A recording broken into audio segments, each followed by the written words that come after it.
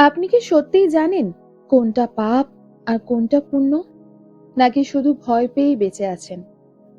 পূজা করলে পুণ্য, ভুল করলে পাপ, এটাই কি শ্রীকৃষ্ণ শিখিয়েছিলেন? যদি তাই হতো, তাহলে গীতায় কেন কৃষ্ণ বললেন পাপ আর পুণ্য দুটোই বন্ধন? নমস্কার, আস্থাপথ চ্যানেলে আপনাদের সবাইকে স্বাগত। আমি বনানী। আজকের এই ভিডিওটা শেষ পর্যন্ত দেখলে হয়তো আপনার জীবনের সবচেয়ে বড় ভুল ধারণাটা ভেঙে যাবে। আমরা ছোটবেলা থেকে শিখেছি এই করো পুণ্য, ওই করো পাপ। ফলে কি হয়েছে জানেন? আমরা ভালো মানুষ হতে চাই না, আমরা শুধু পাপী না হতে চাই। ভয় দিয়ে ভগবানকে ধরা হয়েছে, ভালোবাসা দিয়ে নয়। কিন্তু শ্রীকৃষ্ণ ভয় দেখাননি, তিনি প্রশ্ন করতে শিখিয়েছেন। শ্রীকৃষ্ণ বলেন, পাপ কোনো কাজ নয়, পাপ হলো মানসিকতা। যে কাজ লোভ থেকে আসে, হিংসা থেকে আসে, অহংকার থেকে আসে, সেটা ভালো দেখালেও সেটাই পাপ। একজন মানুষ পূজা করছে, কিন্তু মনে বলছে আমি কত বড় ধার্মিক, তাই আমি পূজা করছি। শ্রীকৃষ্ণ বললেন, এই অহংকারটাই পাপ।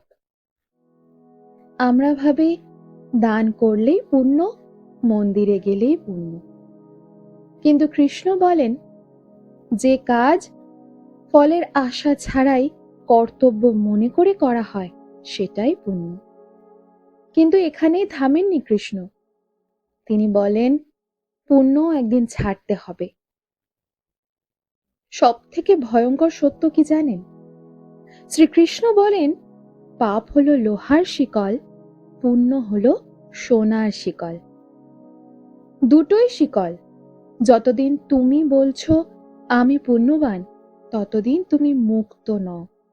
মুক্তি তখনই যখন আমিটা ভেঙে যায়। শ্রীকৃষ্ণ বলেন, কর্ম করো, কিন্তু নিজের জন্য নয়। যা করছো ঈশ্বরকে স্মরণ করে করো। ফল যদি আসে গ্রহণ করো, না এলে ভেঙে পড়ো না। এই অবস্থাকেই বলে কর্মযোগ। আপনি সংসার করছেন, পাপ নয়। আপনি কষ্ট পাচ্ছেন, পাপ নয়।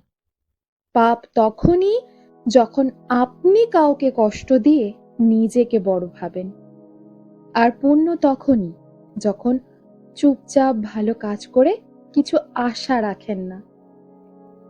শ্রীকৃষ্ণ বলেন, তুমি পাপী নও, তুমি পথ হারা। ভয় নয়, ভরসা রাখো। যেদিন তুমি পাপ পুণ্যের ভয় ছাড়বে, সেই দিনই আমি তোমার পাশে পাশে হাঁটব। যদি এই কথাগুলো আপনার মনে কোথাও ছুঁয়ে যায়, কমেন্টে শুধু একবার লিখুন, রাধে রাধে। এই ভিডিওটা কাউকে পাঠান যে নিজেকে সব সময় অপরাধী ভাবছে, পাপ পুণ্যের এই সোনার শিকলের জালে জড়িয়ে আছে। এই ভিডিওটার দ্বারা হয়তো তার কিছুটা ভালো হবে। জয় শ্রীকৃষ্ণ।